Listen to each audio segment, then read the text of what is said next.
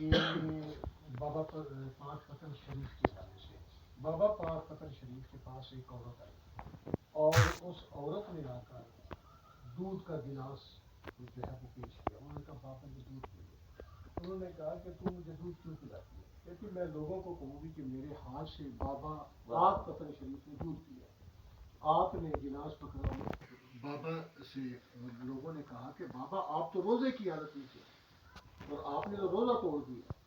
تو انہوں نے کہا کہ میں روزہ توڑ کے 2 مہینے کے روزے تو رکھ سکتا ہوں لیکن ایک انسان کا دل نہیں توڑ. ٹھیک ہے. پھر وہاں پہ دیکھیں کہ ہر طرف پاک فتن شریف میں وہاں پہ جو ہے مسلمان ہوئے. تو میں یہ سمجھتا ہوں کہ یہ جتنا یہ برے صغیر کے اندر 712 میں غالباً اسلام آیا اور یہ اسلام اولیاء کرام لے کر آئے ہیں اور اولیاء کرام جب لے کر آئے ہیں ان کی گفتگو کا جو ٹاپک تھا وہ تھا احترام انسانیت اور منزل انسانیت. کیا انسان کو اتنا قیمتی کیوں ہے کہ ملائکہ نے تجھے سجدہ کیا؟ اپنی عزت کو پہچان, اپنے مقام کو پہچان. تو جب ولی نے یہ پیغام پہنچایا تو ولی کے دسترخوان پہ ہندو کی آواز سکھ کی آئے, ہمارے مسیح بھائی کی آئے, سارے آئے اور آ کر کیونکہ سب کا ٹاپک موجودہ تھا, کیونکہ سب جو تھے وہ انسانیت کے ساتھ تعلق رکھتے تھے. اور فقیر کے دسترخوان پہ جب انہوں نے خشک ٹکڑا کھایا اور ٹکڑا حلق سے نیچے اترا اور کلمہ حق کی صدا جو تھی ان کے اندر سے بلند ہونا شروع ہوا.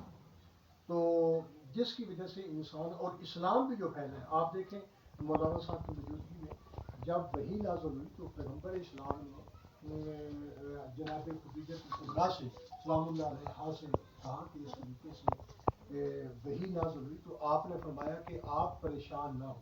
ایسے ہی ہے نا, آپ پریشان نہ ہوں اس لیے کہ آپ غریبوں کا خیال رکھتے ہیں, آپ یتیموں کا خیال رکھتے ہیں, آپ مسکینوں کا خیال رکھتے ہیں, آپ ہمسایوں کا خیال رکھتے ہیں, آپ لوگوں کے درد کی دعا کرتے ہیں, تو لہٰذا اللہ آپ کی مدد کرے گا. تو اسلام کی بنیاد جو رکھی گئی ہے, کسی جگہ بی بی نے نہیں فرمایا کہ آپ نماز زیادہ پڑھتے ہیں, آپ روزے زیادہ رکھتے ہیں, لیکن سب ان باتوں کا ذکر کیا جن کا انسانیت سے تعلق ہے, جن کا انسانیت سے تعلق ہے. تو لہٰذا قرآن میں بھی مفتی صاحب بیٹھے ہوئے ہیں, قرآن پاک میں جو سب سے بڑی آیت ہے وہ انسانیت سے ریلیٹڈ ہے کہ اس میں انسانیت سے قرآن قبروں پہ پڑھنے کے لیے نہیں اترا کہ انسان مر جائے اور مرنے کے بعد جو ہے اس کو قرآن پاک کو جو ہے وہ قبروں پہ پڑھنا شروع کر دے. بے شک ثواب ہوتا ہے. قرآن اس لیے نہیں اترا کہ انسان اسے حفاظت کے لیے جو ہے وہ گھر میں رکھ دے. ہر چیز جب ہم موبائل لیتے ہیں اس کے ساتھ ایک ڈائری آتی ہے کہ جس کے اوپر لکھا ہوتا ہے کہ اس کو چلانا کیسے ہے.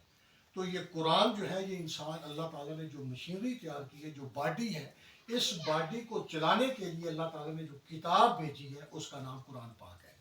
اور قرآن پاک نے واضح طور پہ زیادہ تر اس میں جو ذکر ہے وہ انسانیت کے بارے میں ہے کہ آپ نے اگر کسی کے ساتھ سفر کرنا ہے, راستے میں لین دین کرنا ہے تو آپ لکھ لیں.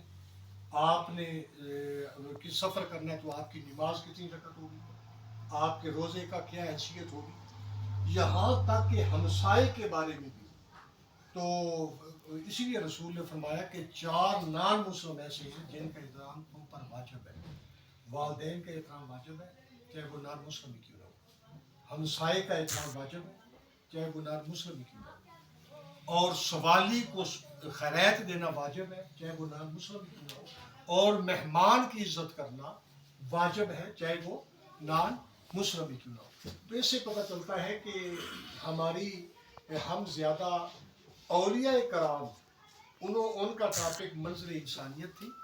اولیاء کرام کے بعد جب اسلام آیا علماء کے پاس, معذرت کے ساتھ میں خود علماء میں شامل ہوں, میرے ساتھ 2 بھائی بھی بیٹھے ہیں, تو ہم نے اسلام کو کلوز کر دیا.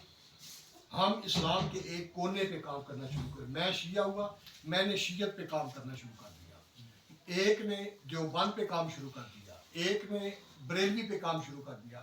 ہم جس کی وجہ سے اسلام کے ٹکڑے ہو گئے اور ہمارا موضوع محدود ہوتا گیا, اور ہمارے اندر نفرت بھی وہ پیدا ہوتی گئی.